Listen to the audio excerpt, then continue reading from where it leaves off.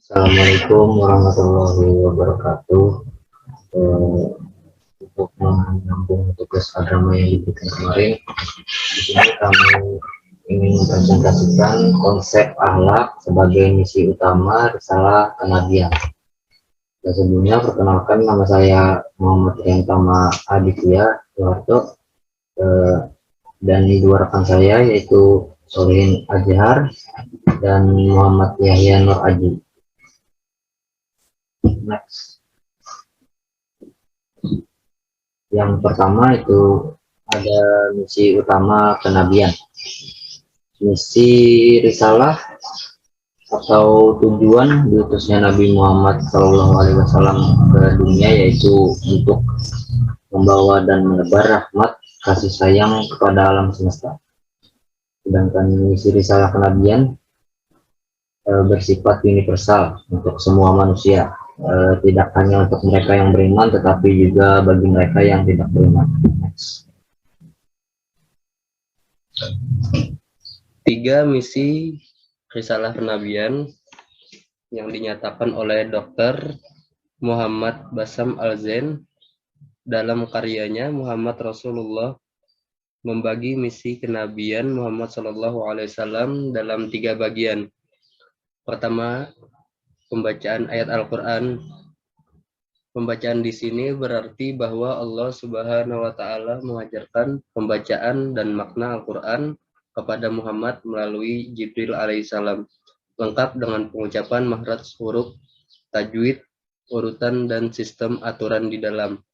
Terjelas dalam Quran surah Ar-Rahman ayat 1-2. Kedua ada penyucian jiwa.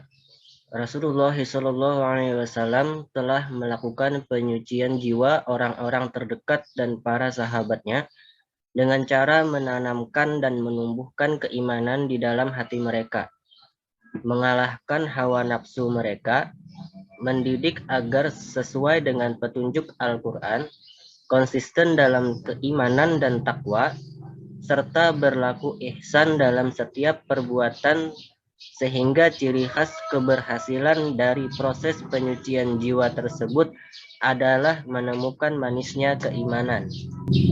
Dan untuk yang ketiga ada pengajaran Al-Quran, As-Sunnah dan Al-Hikmah. Rasulullah SAW telah mengajarkan ketiga ini tersebut kepada para sahabat dan mengajarkan kepada generasi ke generasi hingga saat ini, bahkan hingga sampai hari kiamat nanti. Next. Ketiga misi kenabian tersebut tidak lain merupakan pengabulan Allah Subhanahu wa Ta'ala atas doa Nabi Ibrahim alaihissalam. Allah Subhanahu wa Ta'ala berfirman, di mana dijelaskan dalam surah Ali Imran ayat 164, sungguh Allah telah memberi karunia kepada orang-orang beriman ketika Allah mengutus seorang Rasul, yaitu Nabi Muhammad, di tengah-tengah mereka dari kalangan mereka sendiri, yang membacakan ayat-ayatnya, menyucikan jiwa mereka, dan mengajarkan kepada mereka kitab Al-Quran dan hikmah sunnah, meskipun sebelumnya mereka benar-benar dalam kesesatan yang nyata.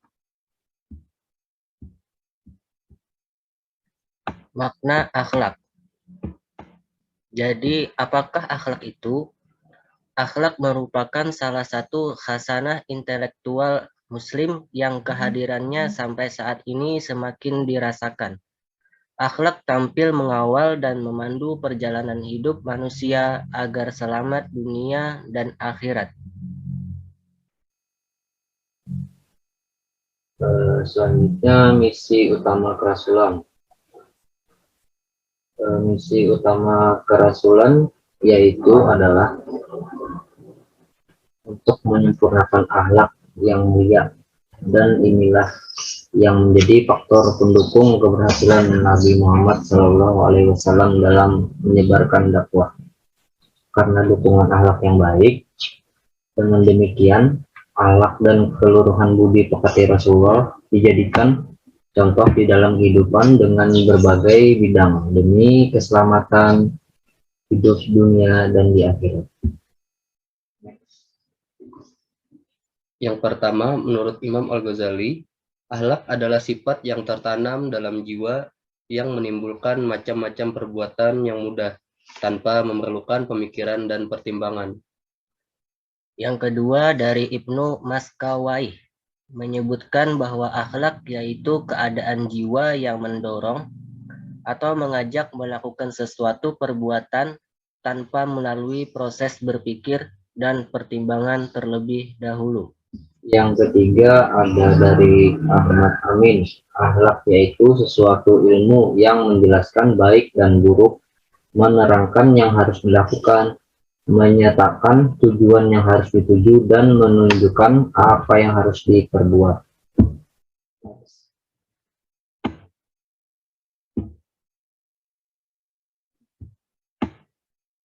Konsep tasawuf dan hubungannya dengan akhlak. Tasawuf merupakan suatu usaha dan upaya dalam rangka mensucikan diri atau takjiyatun nafs dengan cara menjauhkan diri dari pengaruh kehidupan dunia yang menyebabkan lalai dari Allah Subhanahu wa taala, untuk kemudian memusatkan perhatiannya hanya ditujukan kepada Allah Subhanahu wa taala. Beberapa penulis mengira bahwa ada hubungan antara tasawuf dan zuhud.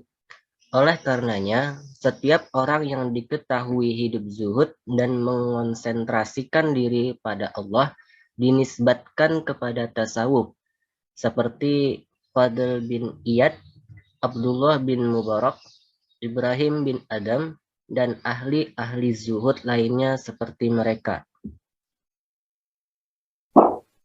Kemudian ada konsep tasawuf. Apa sih konsep tasawuf itu? Apa sih hubungannya dengan akhlak? Di sini dinyatakan akhlak tasawuf merupakan solusi dalam mengatasi krisis dan problematika masyarakat modern dewasa ini. Dengan pendekatan akhlak tasawuf membuka jalan. Kemudian akhlak tasawuf membuka jalan itu terbagi menjadi dua, yaitu yang pertama bagi masyarakat dalam melepaskan dahaga, memperoleh kesegaran spiritual dalam mencari Tuhan. Yang kedua, agar masyarakat dapat melepaskan diri dari kebingungan dan kegelisahan mereka yang mereka rasakan sebagai akibat dari kekurangnya nilai-nilai spiritual yang mereka rasakan. Untuk itu sekian presentasi dari kami. Terima kasih bagi kawan-kawan yang telah menyimak dari awal.